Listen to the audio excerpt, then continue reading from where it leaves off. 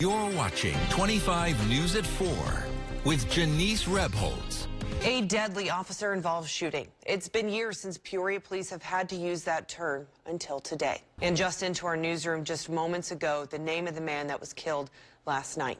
Now, we've seen several recent domestic violence incidents in central Illinois that ended fatal. For the next half hour, we're digging deeper into the issues by looking at the impact on victims and the community. Students and staff of Whittier Primary School in Peoria mourning the death of their student and classmate who was killed yesterday. Good evening. I'm Jenise Rebholz, and that is tonight's top story. Right now, him and his family are focused on his comfort. All his neighbors, they're focused on his fields. This was the scene Monday. More than 80 farmers bringing their energy and equipment. We're going to begin this half hour with some developing news today. 2 people, including a child, have died, and a person is in custody after a 911 call inside a home in West Peoria this morning.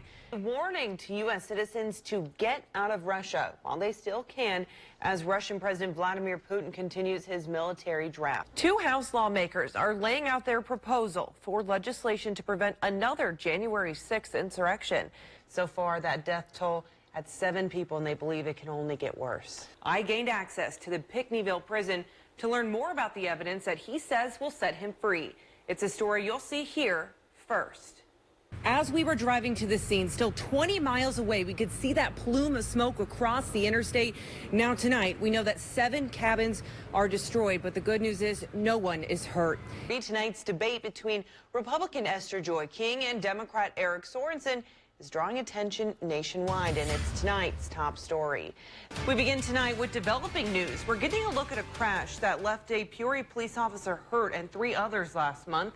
But last night's winner is the district's first Democrat in 40 years. John Schoenheider explains why these changes may have happened.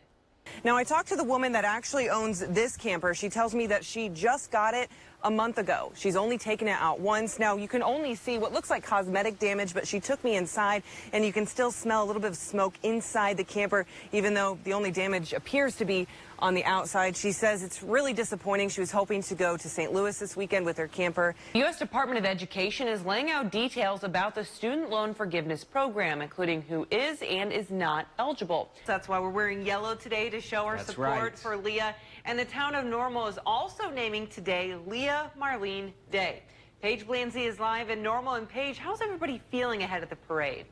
Almost 100 people became United States citizens in Peoria this morning. It's been a beautiful day across central Illinois, but not without a chilly start to the morning. Devin Mishuli in today to tell us about our weekend rundown. This is not a hurricane anymore. What is this? This is a post-tropical cyclone. Body camera footage shows the arrest of 23-year-old Stephanie Melgoza as the arresting officer tries to explain to her just what happened, including the loss of 2 lives that night. These dogs are stoked in Del Mar, decked out in life jackets. Thing you'll say all day.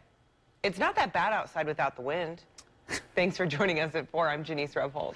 And I'm Kyle Beachy, and I wish you weren't exactly correct. In my scientific opinion, yes? Yes? you're right. You know?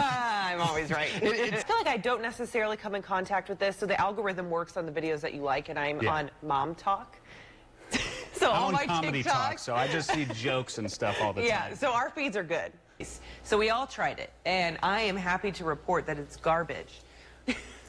It's terrible. One day we had at our pod, we had a candy potluck. Oh, I missed that day. Our dentist would be so mad.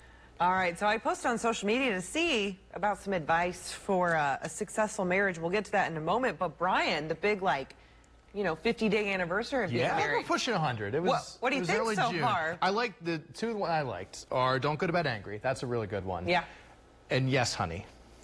That you can't go wrong with that one. Okay, so I will be married 3 years next month, and my advice, and this is specifically for my generation, is put the phone down. And I have to have that conversation with myself all the time because we're just so used to being on our phones all the time. I'm sorry, what'd you say? And I have to make a really conscious effort to turn my phone around and just put it away and just focus on the conversation. You know, that's great advice for single people, too. It is. Honestly, in any relationship with your kids, with, your co-makers, put your phone down.